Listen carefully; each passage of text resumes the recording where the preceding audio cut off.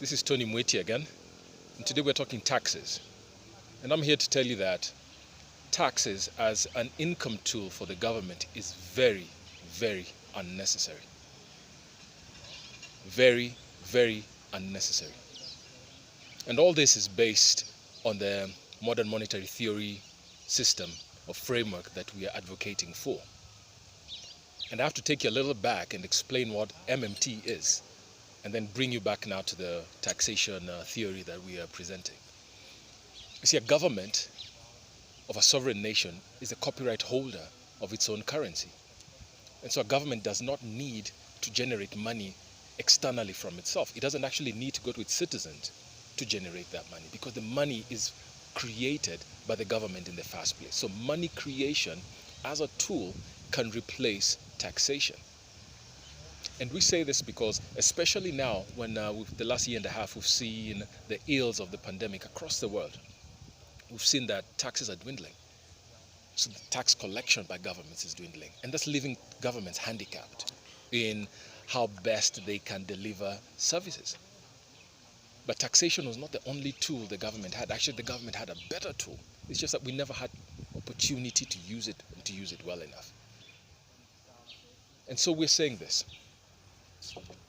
Let's take an arbitrary figure, say 100 million Kenya shillings. And you need 100 million Kenya shillings to create a new sports field, a new stadium.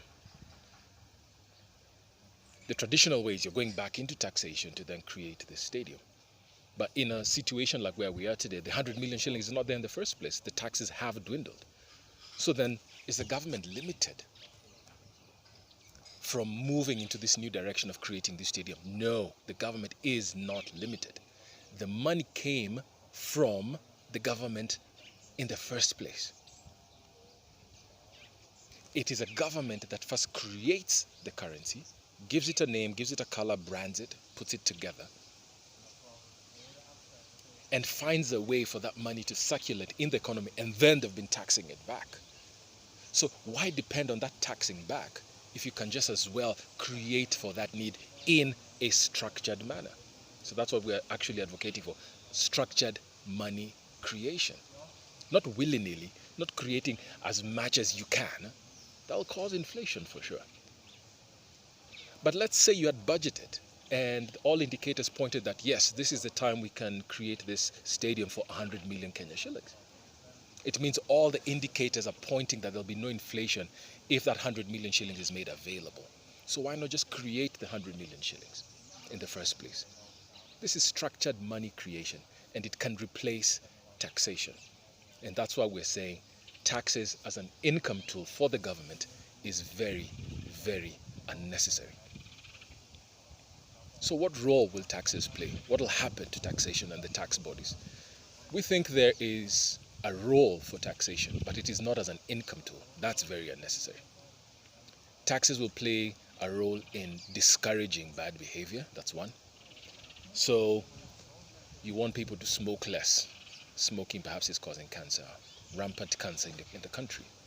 So what do? You tax cigarettes more. By taxing them more, you're using a tool to discourage bad behavior. Secondly, encourage good behavior. So you want citizens of your country to be healthier, to exercise more, to eat better. So what do? You reduce taxes into certain subsectors of the economy. Gym equipment, health products, supplements, things like that. Anything in or around healthy living, you can reduce taxes in that subsector, and that will hopefully spike interest in people eating better, and people going to the gym, so on and so forth. So you can encourage good behavior, which is our second point. And third is you can use taxes to ease any unforeseen inflationary pressures. So there happens perhaps to be inflation in the area of petroleum for whatever reason.